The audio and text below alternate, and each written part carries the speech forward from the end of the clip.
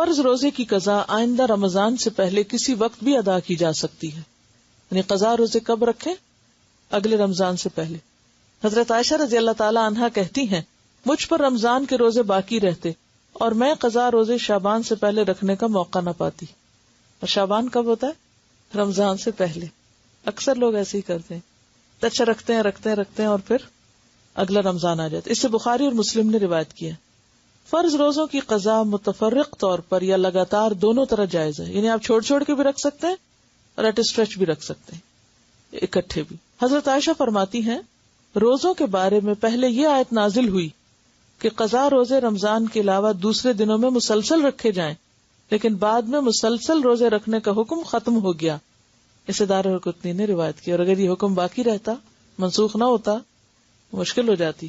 اللہ تعالیٰ کتنی آسانی کرتا ہے ہمارے لیے.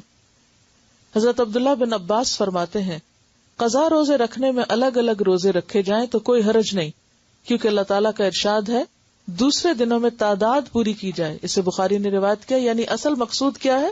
تعداد کا پورا کرنا. مرنے والے کے قضا روزے اس کے وارث کو رکھنے چاہیے. حضرت عائشہ رضی اللہ تعالی عنہا نے کہا رسول اللہ صلی اللہ علیہ وسلم نے فرمایا ہے کہ جو شخص مر جائے اور اس پر فرض روزے رکھنے باقی ہوں تو اس کا وارث اس کی طرف سے قضا روزے رکھے. اسے بخاری اور مسلم نے روایت کیا. لیکن اگر وارث میں بھی ہمت نہ ہو تو پھر فدیہ دے دیا جائے.